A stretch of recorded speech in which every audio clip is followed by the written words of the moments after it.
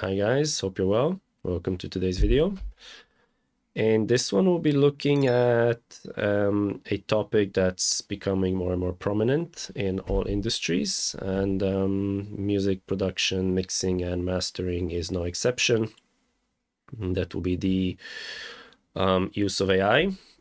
And while this is a wide-ranging topic that has benefits and of course minuses, where it can also affect some of the creative decisions you make and maybe automate things too much. We'll be looking at the tools that I have been incorporating into my production and mixing workflows that I think can be quite beneficial.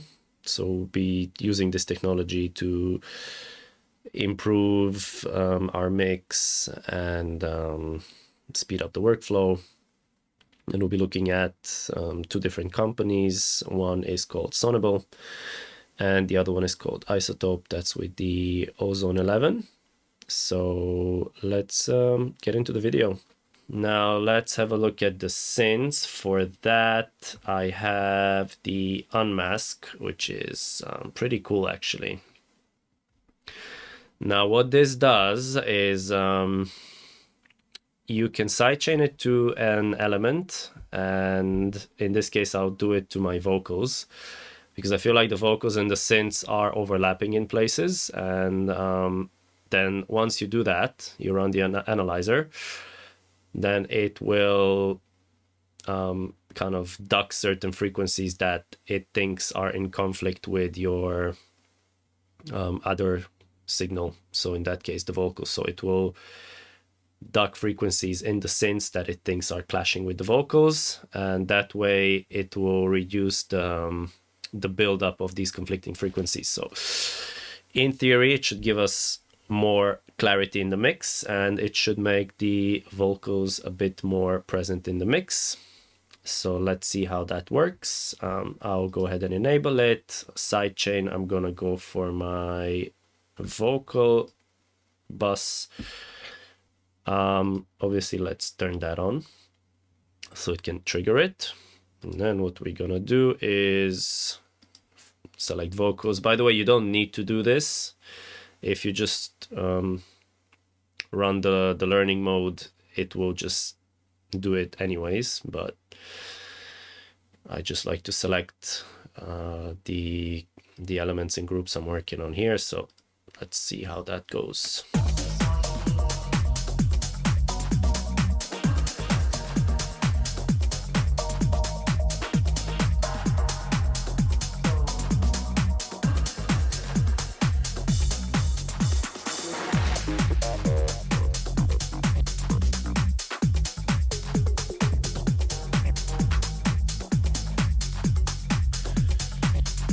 So you have your, again, light, balanced, heavy. I like to go for light. Resolution is basically how detailed the ducking will be. The higher, obviously, the more accurate signal chain and ducking you're gonna get. And I'm guessing it's gonna also be a bit heavier on the CPU, but we want to make sure it's as transparent as possible there. And then you have your dry and wet in that case. There is no advanced option here. So you have these instead. So that's the side chain. So you kind of hear the signal that you're side chaining it to, in this case, the vocals, and you can hear the ducking. That's what you are compressing and removing, or unmasking in this case. And then I think this is just the input signal that just comes, like, just not processed, just the raw input signal.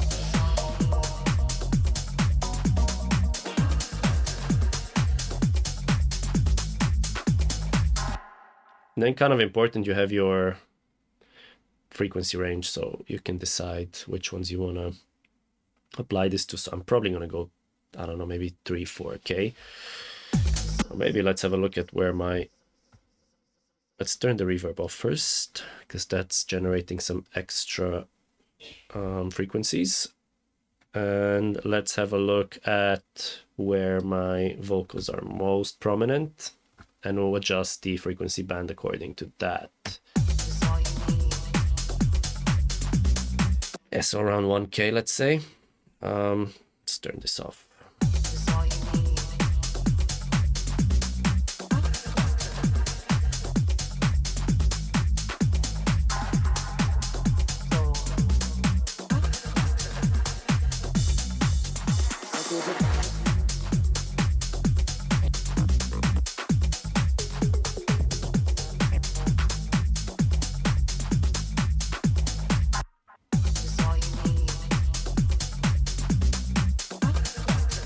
Okay. So I'm only working in this section.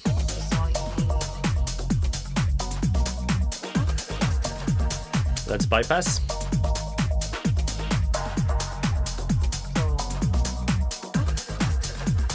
So they should become more present in the mix, the vocals, that is.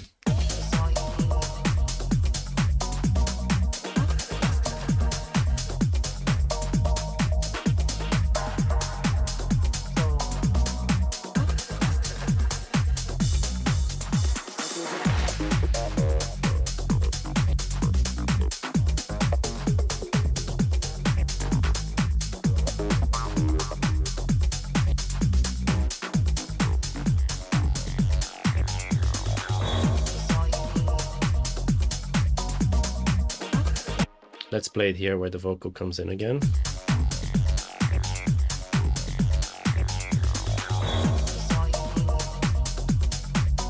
Again.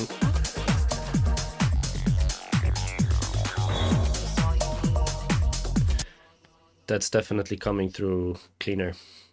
It's not, there's not like a lot of vocals there, and it's not consistently playing throughout. So we do need to kind of find these little places where the vocals come in, where there is also a synth underneath to hear what it does. I mean, maybe it's going to be more audible when you have like a constant vocal playing over a constant synth, but that's not the case here.